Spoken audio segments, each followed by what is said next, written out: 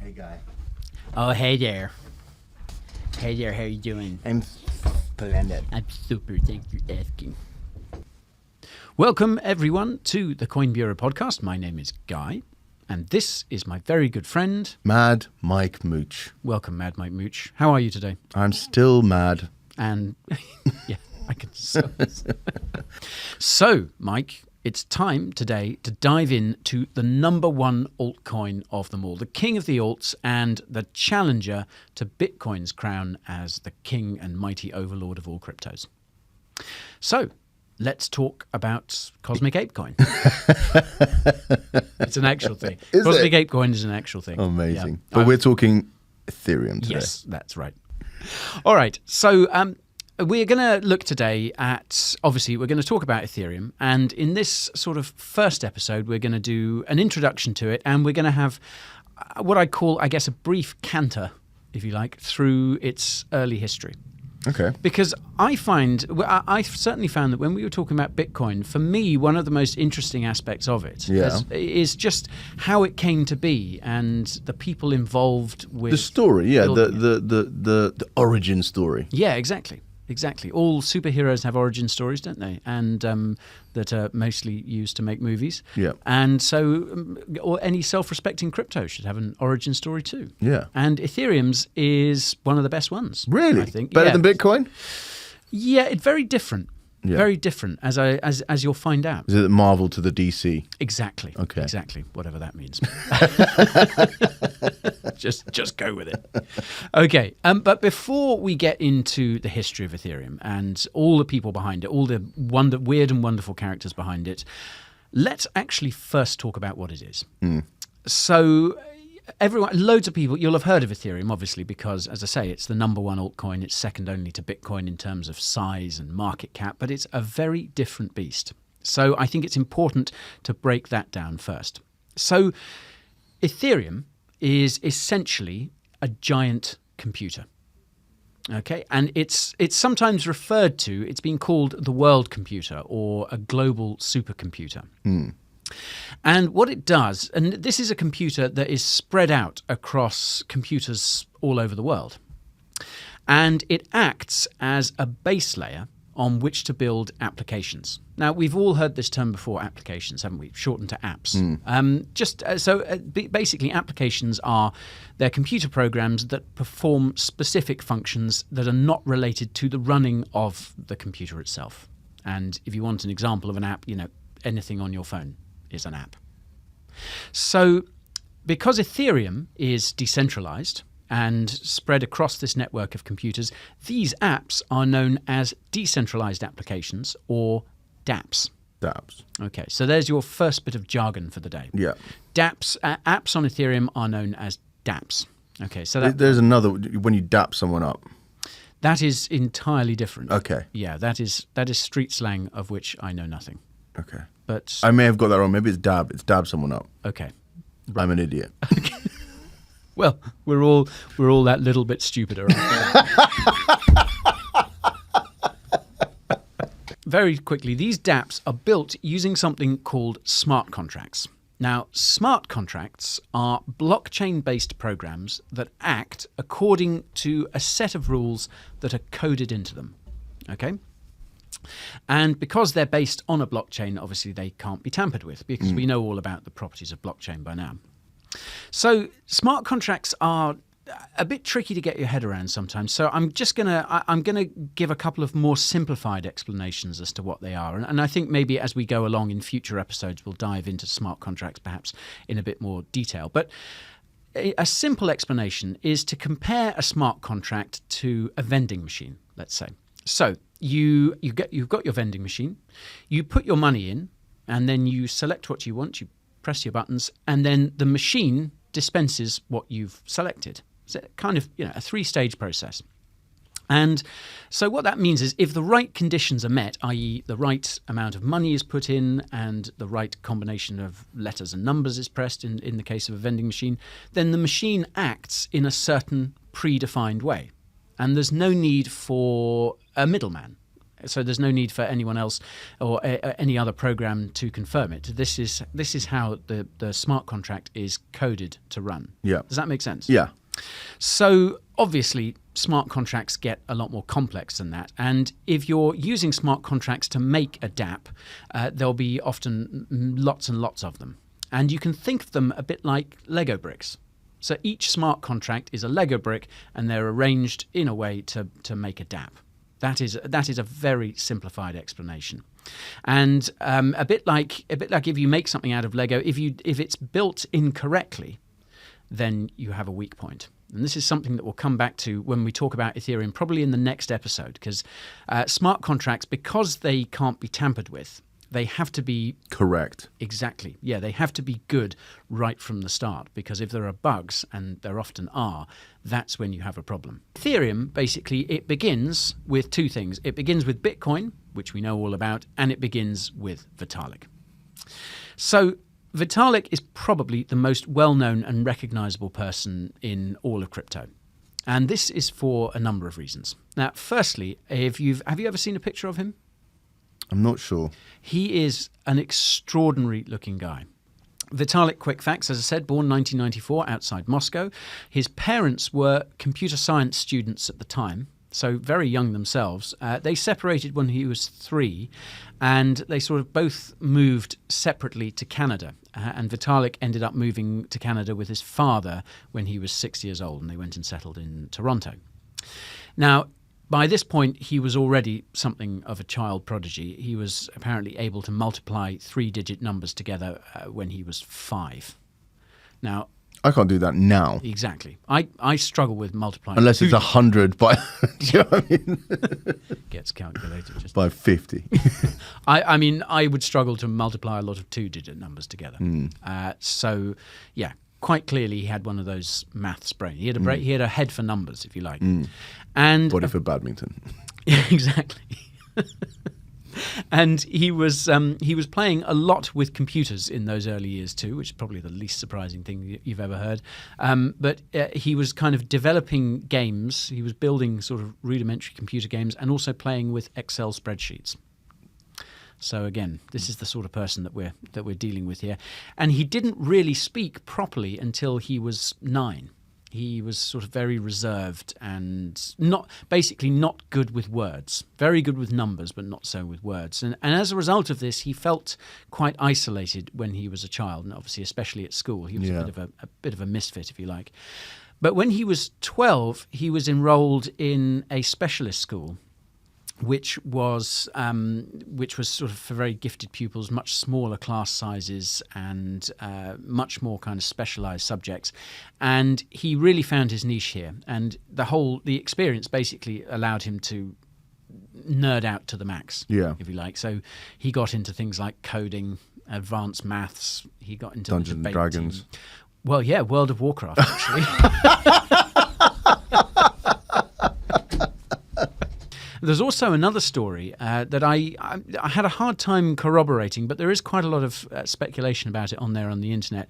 And he does reference it himself in a sort of little biography that he wrote on a website somewhere.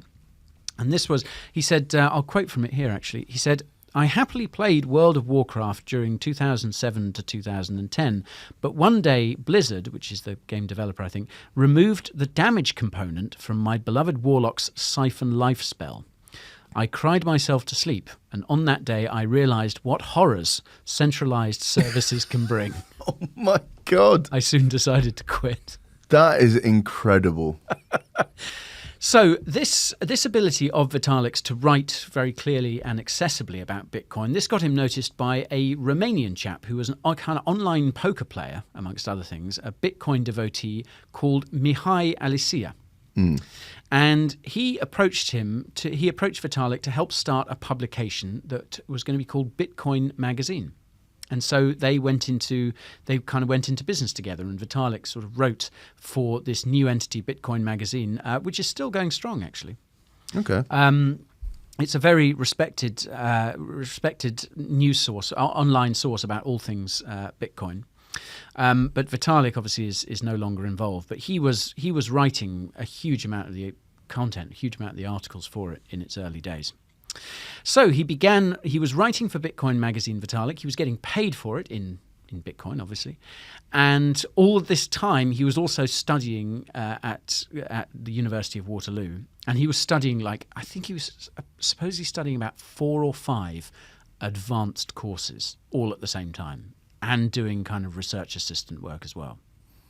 Whereas, people like you and me, for instance, sort of struggled to basically get into your lecture on time. Yeah.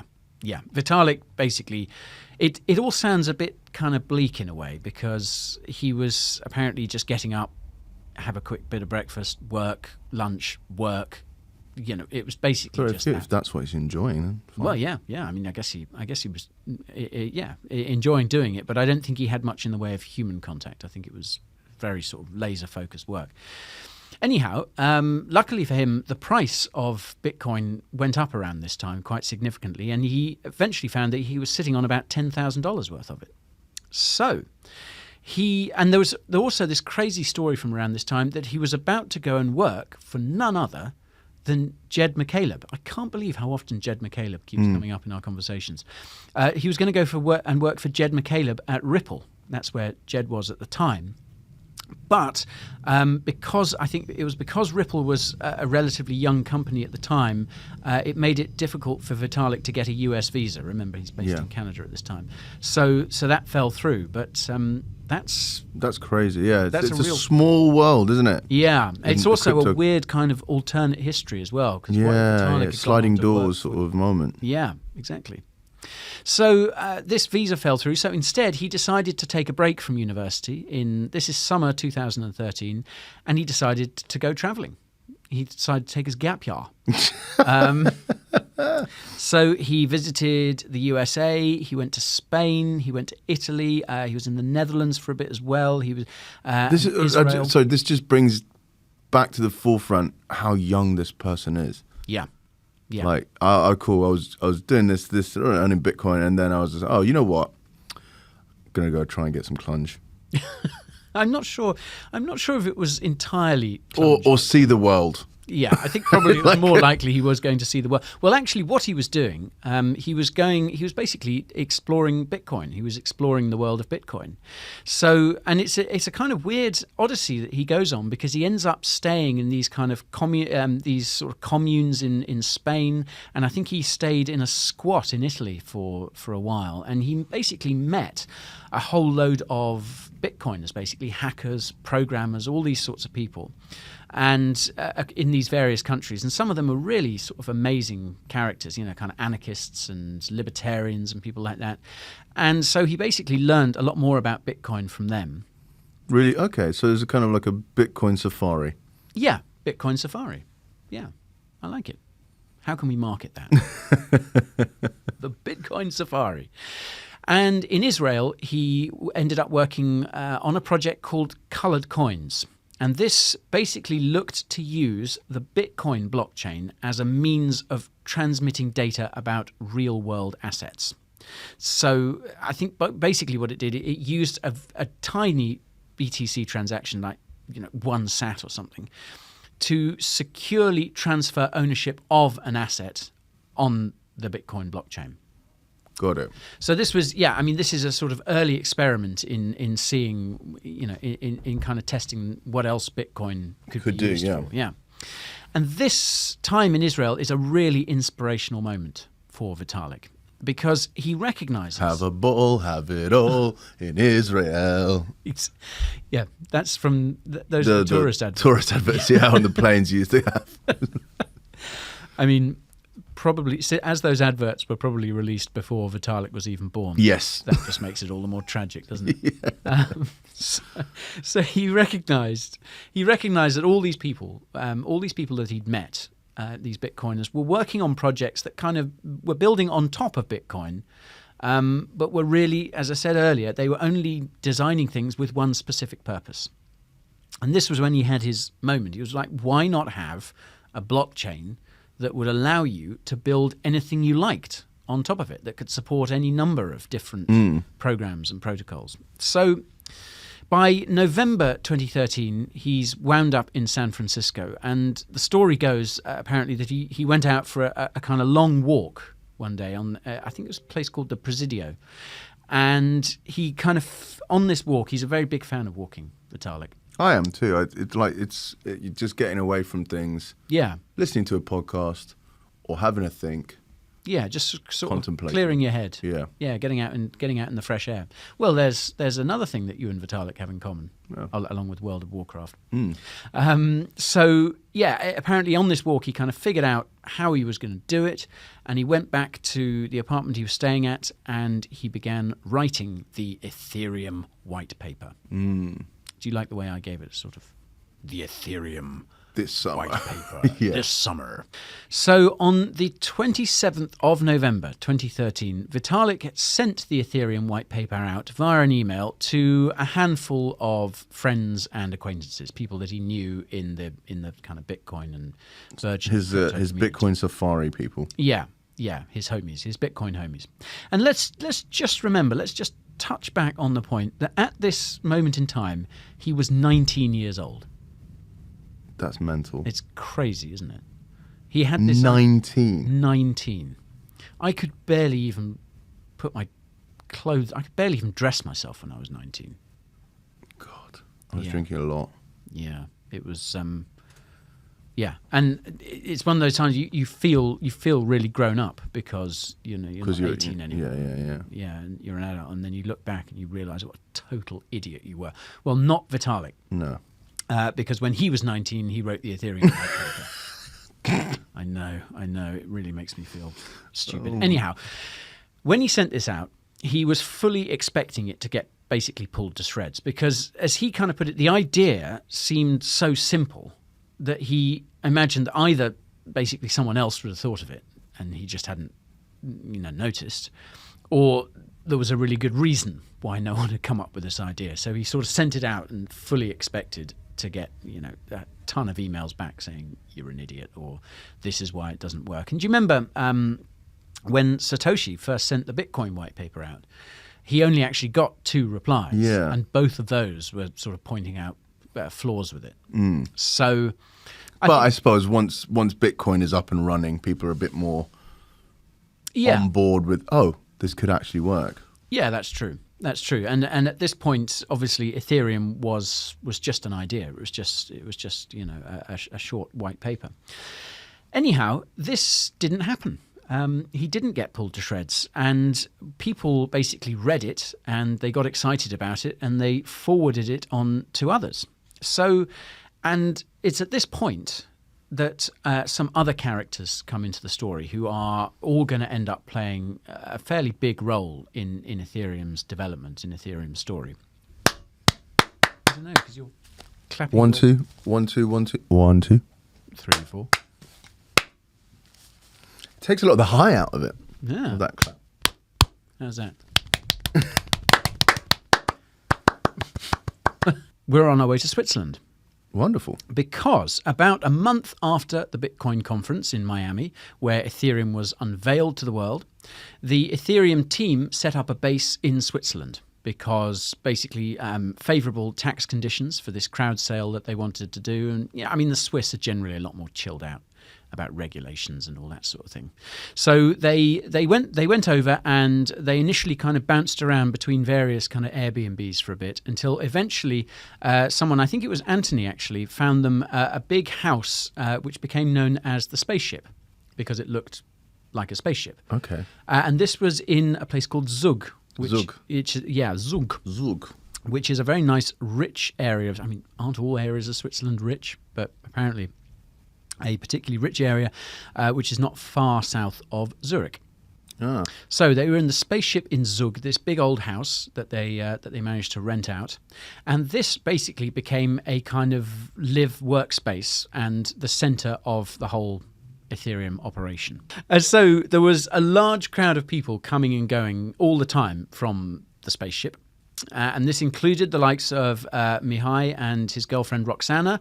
Then we had Anthony, Charles, Gavin, Vitalik, as well as a whole load of other kind of engineers and developers and designers and people's assistants and all these sorts of people. It was a kind of constantly changing cast of characters. Although I think those people I mentioned by name earlier were kind of fixtures for most of it. But sometimes they'd go off for conferences or various other trips abroad. So it was all, but it sounds like a real kind of pressure cooker environment because, as you can imagine, all these people living and working together, and they really were crammed in. I mean, this was a big old house, but they were all kind of sleeping on mattresses on the floor, several people to a room.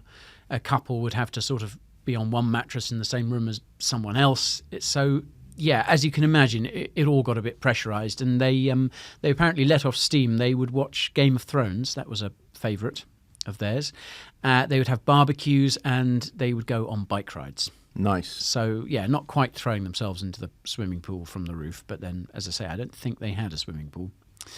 Now, this sort of time, I want to shout out a particularly good book on this subject. There are two really great books on Ethereum and that talk a lot about these early days. One is one by Camilla Russo called The Infinite Machine.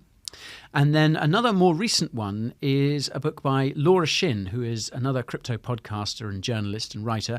Her book is called The Cryptopians. And again, it focuses on the early days of Ethereum. Anyway, I feel we're dancing around some drama. Okay. Let's get into it. Yeah, let's get on to the drama. Okay, so there were disputes over how much ETH everyone would eventually be entitled to when the crowd sale happened, as well as actual people's future salaries. Because, as I say, no one's being paid at this time.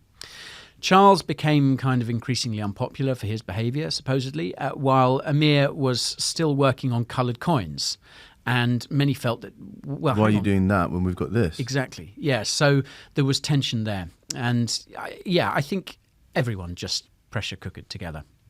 So, and this was made worse by the fact that the regulatory issues which had delayed the crowd sale, they still hadn't been resolved. Because as you can imagine, if you've ever dealt with anyone legal, which I'm sure you have. Yeah. Probably a different type of... Probably. But these Would the things... defendant please rise? Yeah. In your case, they fast-tracked you. But any sort of legal thing, these things just drag on and on and on. So the crowd sale kept getting delayed, and it became a bit of a sort of running joke, I think. Yeah. And I think it's worth, again, just mentioning how young Vitalik was. Vitalik is at the center of all this. He's being pulled in all directions. People are trying to, because he's the main guy, people are trying to kind of manipulate him in a way. I don't think that's too strong a term to use. And people obviously wanted stuff from him. And here he is, so young, sort of 19, 20 years old, all this kind of pressure on him. And what really emerges, especially from Laura Shin's book, is that he's a guy who found it quite difficult to say no to people. And I can really sympathise with that. At that age, you do. Yeah, and I think there are some people who don't necessarily struggle with that too much, who are very who are quite good at being direct. But I mean, I'm not one of those people. For instance, I can sympathise with Vitalik like that. I find it quite difficult to say no to people all the time, especially if they're, approaching you in a very sort of friendly way and they want something. Actually sort of turning them down can be quite difficult. And I think that's probably the only thing that Vitalik and I have in common. But I do sympathise with him. I think he was in a really difficult spot at this time, especially for one so young. But there was the really big split, I guess, that emerged around this time wasn't so much around money. Or perhaps it was. It was basically whether or not Ethereum should be run as a for-profit or a non-profit enterprise. Vitalik, he thought about it, and I think what he did was basically announce, okay, Ethereum is going to continue with the following people as founders, and basically named everyone apart from Charles and Amir.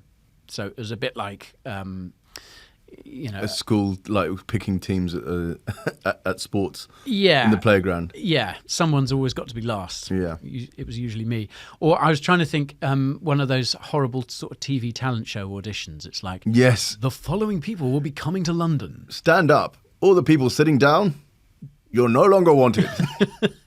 Yeah, exactly. Welcome to Dumpsville, population you.